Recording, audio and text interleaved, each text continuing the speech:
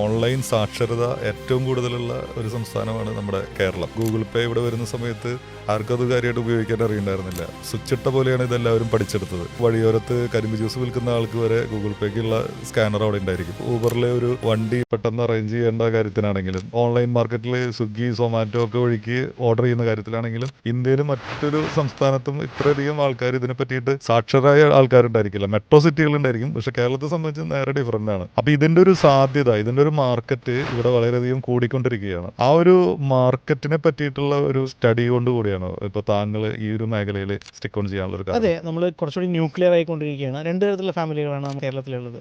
ഒന്ന് അച്ഛനമ്മ കുട്ടികളുടെ ചെറിയൊരു ഫാമിലി, ഒന്ന് മക്കളൊക്കെ പുറത്തു പോയി വയസ്സായിട്ടുള്ള അച്ഛനമ്മയും മാത്രം ഇരിക്കുന്ന സിനാര്. ആദ്യത്തെ പറഞ്ഞ അച്ഛനമ്മ കുട്ടിയുടെ രണ്ടുപേരും ജോലിക്കാരാണ്, അവർക്ക് സമയമില്ല, പുറത്തേക്ക് പോകുന്ന സമയമില്ല, മാസത്തിലൊരിക്കലും മറ്റേ ഷോപ്പിങ്ങിന് പോകുന്നു മേടിക്കും. അത് കഴിഞ്ഞ് ആവശ്യമുള്ള സാധനങ്ങൾ വെച്ച് കഴിഞ്ഞാൽ അവർക്ക് അതിനുള്ള സമയം കിട്ടുന്നില്ല.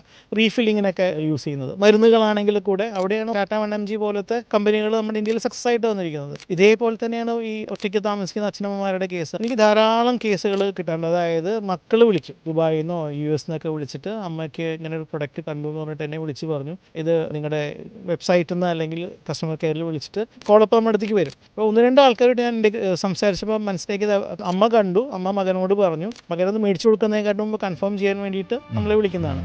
അപ്പോൾ അത് ഒരാളാണ്. അതേപോലെ ഒരു 100 ആൾക്കാരുണ്ടാവും വിളിക്കാതെ തന്നെ ശരി അച്ഛനമ്മയ്ക്ക് ആവശ്യമുള്ള സാധനം കൊമേഴ്സിൽ വെക്കുന്നത്. അപ്പോൾ കൊമേഴ്സിൻ്റെ ഒരു സാധ്യത ഡേ ബൈ ഡേ കൂടി വരികയാണ്.